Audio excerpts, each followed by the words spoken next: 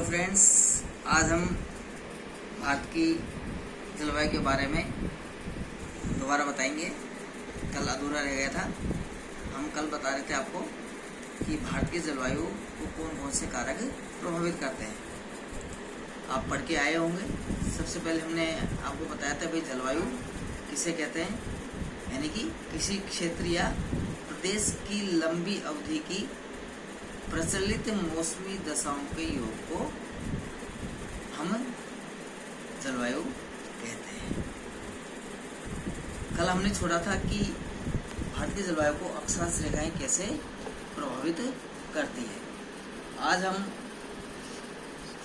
कल शुरू कर दिया था कि उच्चावच समुद्र तल से जो ऊंचाई है वो भी भारत की जलवायु को प्रभावित करते हैं। ये वहाँ की जलवायु को दो तरह से प्रभावित करते हैं उच्चावच। एक तो जैसे जैसे हम ऊंचाई पर जाते हैं, ऐसे 165 मीटर की हाइट पर 1 डिग्री सेल्सियस टेम्परेचर कम होता जाता है। तो यानी कि जैसे जैसे हम ऊंचाई पर जाएंगे वैसे वैसे तापमान कम होता जाता है, यानी कि वहाँ का मानसून मौसम है वो ठंडा होता चले जाता है। दूसरी तरीके से जो उच्चावच प्रभावित करते हैं वो होता है रेन बियरिंग, यानी कि वो वर्षा को भी प्रभावित करते हैं। जैसे हम बात करें भारत के नक्शे में, तो हमारी जो ये क्षेत्र है प्रायद्वीप पठार वाला क्षेत्र है, ये हिली एरिया है। दूसरा आपका हिमालयन रीजन है, ये आपका नॉर्थ ईस्ट जो पूर्वांचल की पहाड़ियाँ है। तो हमारा मानसून जो साउथ वेस्ट मानसून है इधर से प्रवेश करता है अरब सागर से। यहाँ पर चूंकि ऊंची पहाड़ियाँ हैं, सबसे पहले यहाँ से टकराता है, यहाँ से टकरा करके बारिश कर देता है।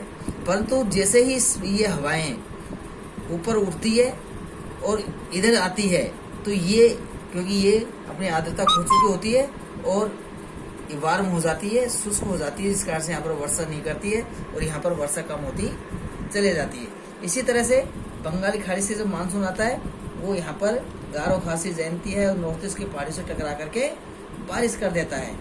आगे बढ़ने पर जब हिमालय आ जाता है तो ये हिमालय की वजह से, यानी कि ऊंचाई की वजह से ये अपने पश्चिम की ओर चले जाती है और वर्षा करते हुए जाती है। यानी कि ये मौसमी हवाओं को भी, यानी कि हवाओं को भी रोकने का काम करते हैं उच्चावच। इसी तरह से जब हमारे मानसून आगे बढ़ता है उत्तर की ओर, तो राजस्थान में जाकर के अरावली ऊंची पहाड़ियाँ है, परंतु ये इन हवाओं के समानांतर होती है, इस कारण से ये वर्षा नहीं करती है।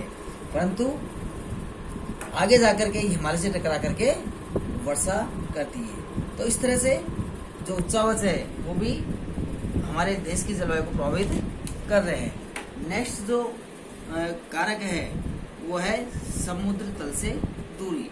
समुद्र तल से दूरी भी जलवायु प्रभावित करते हैं। वो कैसे प्रभावित करते हैं कि समुद्र तट के आसपास वाले जो क्षेत्र है, समुद्र तट के आसपास वहाँ की जलवायु मॉडरेट रहती है, यानी कि सम रहती है।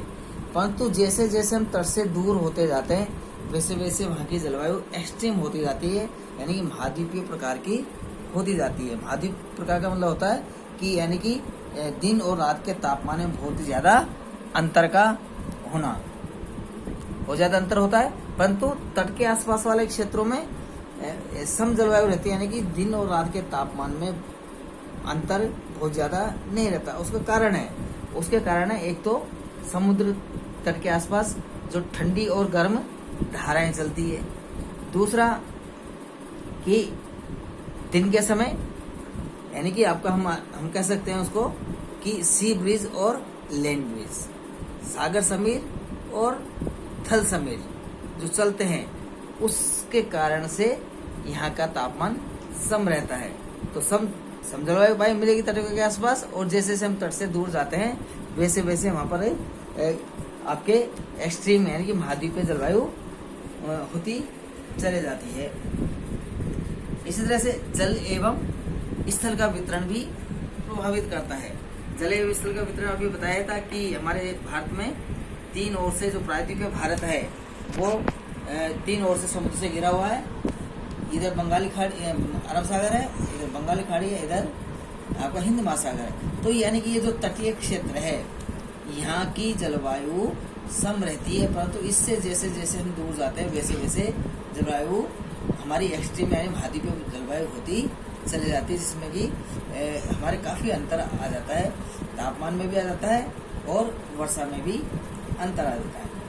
इसके साथ ही दूसरे जो कारक है, दूसरे प्रकार के जो टाइप है, यानी कि वायुदाब एवं पवनवेग से जुड़े हुए कारक, जिसमें सबसे पहले आ जाता है मानसून। कि मानसून हमारी जलवायु को प्रभावित करता है। इसी कारण से भारत की जलवायु को मानसूनी जलवायु ही कहते हैं। हमारे यहाँ पर दो प्रकार के मानसून चलते हैं, एक गर्मियों का मानसून, एक सर्दियों का मानसून। सबसे पहले बात आती है मानसून किसे कहते हैं। मानसून ऐसी हवाएं हैं जो कि ऋतु के अनुसार अपनी दिशा को बदलती है, उसको हम मानसून कहते हैं। तो यहाँ पर भी हमारे पास जैसे दक्षिण पश्चिम मानसून कब आता है, गर्मियों में आता है, जबकि हवाएं दक्षिण से उत्तर की ओर जाती है। और दूसरी तरह की सर्दियों में हमारे उत्तर से दक्षिण की ओर जो हवाएं आती है उसको हम उत्तरी पूर्वी मानसून कहते हैं। गर्मियों के मानसून में चूंकि हवाएं दक्षिण से आ रही है, इस कारण से इन समुद्र को पार करके आती है, इस कारण से इनके साथ में आर्द्रता होती है। आर्द्रता होने के कारण से जहाँ पर भी उसको उपयुक्त कारक मिलते हैं, जैसे सामने अगर पहाड़ी आ जाती है उससे टकरा करके वर्षा कर देती है, और उसके जैसे जैसे हम समुद्र से दूर जाते हैं वैसे वैसे आर्द्रता कम होती जाती है, वर्षा भी कम होती चली जाती है। इसी तरह से आप सर्दियों के जो मानसून है, जो कि स्थल भाग की ओर से आ रहे हैं, उत्तर की ओर से हवाएं आ रही है, तो वो वहाँ की जलवायु को शुष्कता प्रदान करती है और वर्षा नहीं करती है, परंतु जहाँ भी उनको आर्द्रता मिलती है वहाँ पर वो वर्षा करती है। इसके अलावा नेक्स्ट जो कारक है वो हमारे जैसे एल नीनो है और जेट स्ट्रीम है, जो कि हमारे क्षोभ मंडल में ये हवाएं चलती है, वो एक ही दिशा में चलती है, ये भी हमारे देश की जलवायु को प्रभावित करती है। तो हमने आज ये जो जलवायु से संबंधित जो कारक पढ़े हैं कि हमारे भारत की जलवायु कौन कौन से कारक प्रभावित करते हैं। आपको अगर कोई डाउट हो इसमें तो हम चर्चा कर लेंगे अगली क्लास में। Thank you.